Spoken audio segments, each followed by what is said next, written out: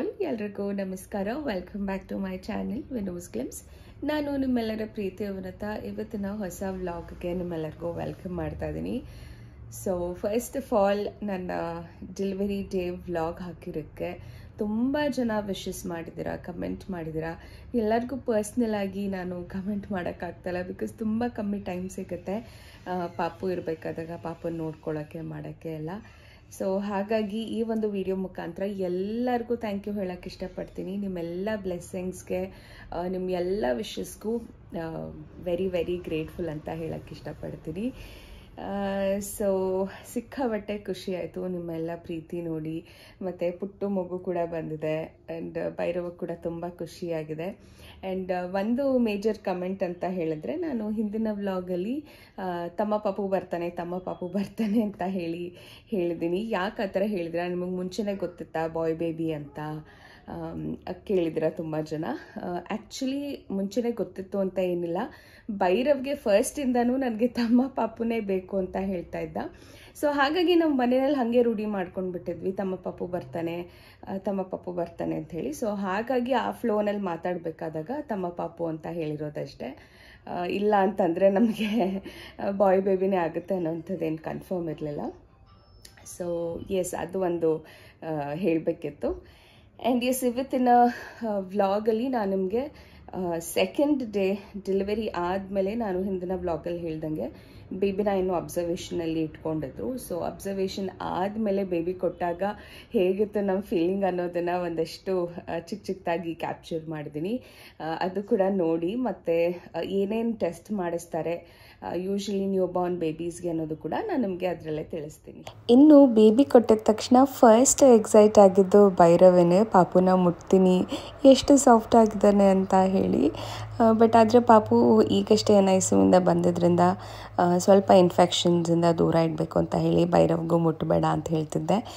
Because ಅವನು ಅಲ್ಲಿ ಇಲ್ಲಿ ಆಟಾಡ್ಕೊಂಡು ಬಂದಿರ್ತಾನೆ, ಗೊತ್ತಾಗ್ದಲೇ ಏನಾದರೂ ಗೊತ್ತಾಗಿನೋ ಅಥವಾ ಏನಾದರೂ ಇನ್ಫೆಕ್ಷನ್ಸ್ ಆಗ್ಬೋದು ಅಂತ. ಬಟ್ ಅವನ ಪ್ರೀತಿಗಂತೂ ಸ್ಟಾಪ್ ಮಾಡೋಕ್ಕೆ ಆಗಿಲ್ಲ. ಅಮ್ಮ ಒಂದು ಸತಿ ಮುಟ್ತೀನಿ ಅಂತ ಎಷ್ಟು ಪ್ರೀತಿಯಿಂದ ಕೇಳ್ತಾ ಇದ್ದ. ಸೊ ನನಗಂತೂ ಬೇಡ ಅಂತ ಅನ್ನೋಕ್ಕೆ ಇಷ್ಟನೇ ಆಗಲಿಲ್ಲ. ಸರಿ ಆಯಿತು ಅಂತ ಹೇಳಿ ಫುಲ್ ಸ್ಯಾನಿಟೈಸ್ ಎಲ್ಲ ಮಾಡಿಸಿ ಆಮೇಲೆ ಪಾಪುನ ಮುಟ್ಟು ಎತ್ಕೋ ಅಂತೆಲ್ಲ ಕೊಟ್ಟಿದ್ದಾಯಿತು. ಆ್ಯಂಡ್ ಫಸ್ಟ್ ಪಾಪು ಅಳೋದನ್ನು ನೋಡಿಬಿಟ್ಟು ಅವನಂತೂ ಫುಲ್ಲು ತಮ್ಮ ಪಾಪು ಫುಲ್ ಜೋರಿದ್ದಾನೆಮ್ಮ, ಹಿಂಗಳ್ತಾನೆ ಹಂಗಳ್ತಾನೆ ಅಂತ ಎಲ್ಲ ನಾನು ಆಪ್ರೇಷನ್ ಥಿಯೇಟ್ರಿಂದ ಆಚೆ ಬರ್ತಿದ್ದಂಗೆ ಹೇಳ್ತಾ ಇದ್ದ. ಆ್ಯಂಡ್ ಫೈನಲಿ ಅವ್ನ ಕೈ ಕೊಟ್ಟಾಗ ರಿಯಾಕ್ಷನ್ ನೋಡಬೇಕಿತ್ತು, ಎಷ್ಟು ಖುಷಿ ಆಗ್ತಾಯಿತ್ತು ನನಗಂತೂ. ಹಿ ವಾಸ್ ಸೋ ಹ್ಯಾಪಿ ಆ ಪಾಪುನ ಇಟ್ಕೊಳ್ಳೋದಕ್ಕೆ.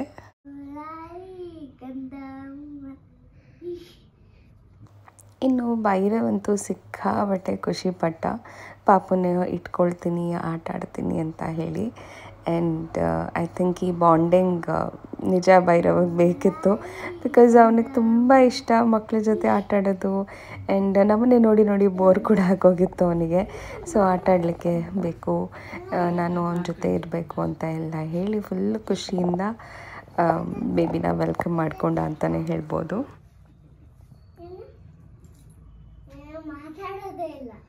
ಇನ್ನು ಭಾಷೆನೇ ಬರಲ್ಲ ಅಂತ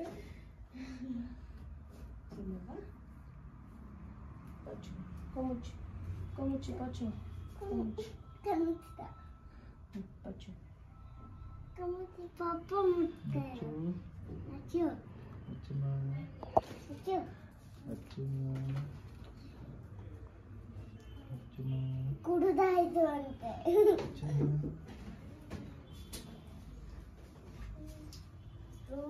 ಆ್ಯಕ್ಚುಲಿ 2 ದಿವಸದಿಂದ ಸಿಕ್ಕಾಬಟ್ಟೆ ಬೇಜಾರಾಗ್ಬಿಟ್ಟಿತ್ತು. ಬಿಕಾಸ್ ಪಾಪುನ 2 days ಅಬ್ಸರ್ವೇಷನ್ ಅಂತ ಇಟ್ಕೊಂಡಿದ್ರು. ಸ್ವಲ್ಪ ಬ್ರೀದಿಂಗ್ ಏನೋ ಫಾಸ್ಟ್ ಇದೆ ಅಂತ ಹೇಳಿ NICUನಲ್ಲಿ ಅಡ್ಮಿಟ್ ಮಾಡ್ಕೊಂಡಿದ್ರು. ಎಷ್ಟು ಬೇಜಾರಾಗ್ತಿತ್ತಂದರೆ ನೈಟೆಲ್ಲ ನಿದ್ದೆ ಬರ್ತಲ್ಲ, ಒಂಥರ ತಲೆನೋವು ಬೇರೆ, ಸಿಕ್ಕಾಬಟ್ಟೆ ಬೇಜಾರಾಗೋಗ್ಬಿಟ್ಟಿತ್ತು ನನಗಂತೂ. ಫೈನಲಿ ಇವತ್ತು ಕೊಟ್ಟಿದ್ದಾರೆ. ಬೇಬಿಗೆ ಕಂಪ್ಲೀಟಾಗಿ ಫೀಡ್ ಮಾಡಿ ಮಲಗಿಸಿದ್ದೀನಿ, ನೆಮ್ಮದಿಯಾಗಿ ಮಲಗಿದ್ದಾನೆ. ಖುಷಿ ಆಯಿತು. ಆಫ್ಟರ್ 2 days ಒಂಥರ ನೆಮ್ಮದಿ ಅನ್ನಿಸ್ತದೆ. ಬಟ್ ಸ್ವಲ್ಪ ತಲೆನೋವು ಹೆಡ್ಡೇಕ್ ಹಾಗೇ ಇದೆ.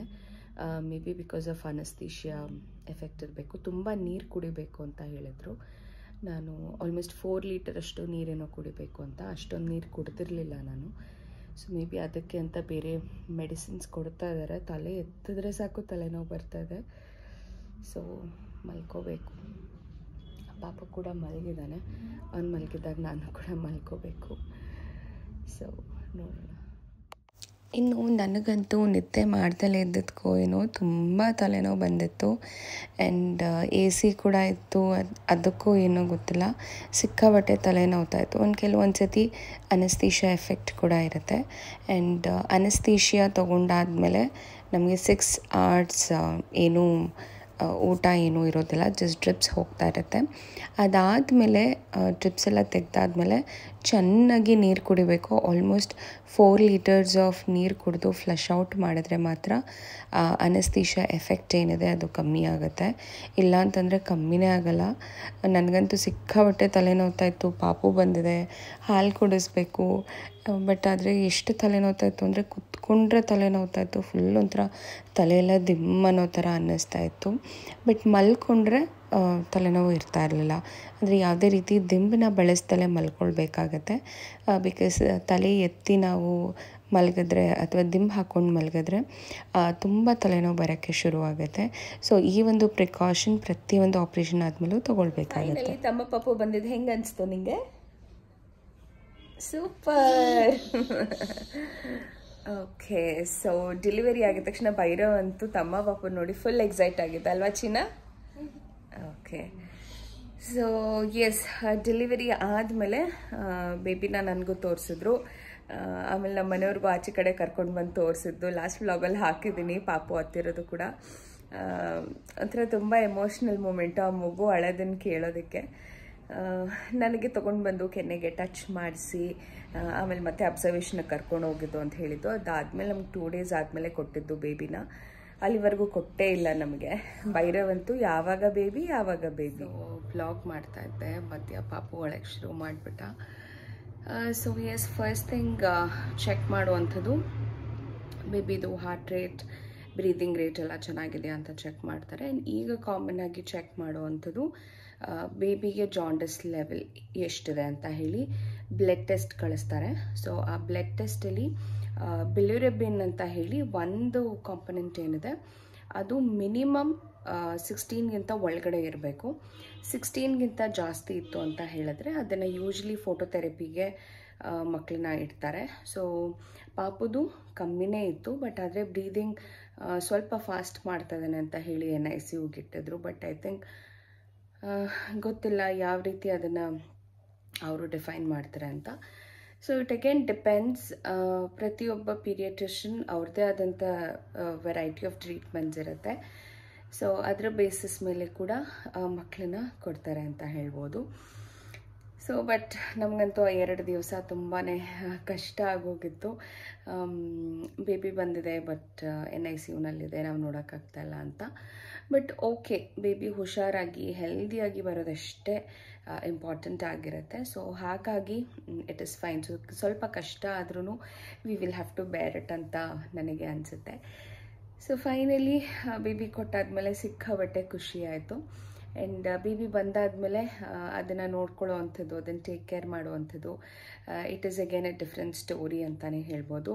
ಸೊ ಫಸ್ಟ್ ಡೇ ನನ್ನ ಬೇಬಿ ಜೊತೆ ಹೇಗಿತ್ತು ದ ಹೋಲ್ ನೈಟ್ ಜರ್ನಿ ಅನ್ನೋದನ್ನು ನಾನು ನನ್ನ ನೆಕ್ಸ್ಟ್ ವ್ಲಾಗಲ್ಲಿ ಅದನ್ನು ನಾನು ನಿಮ್ಮ ಜೊತೆ ಶೇರ್ ಮಾಡ್ತೀನಿ.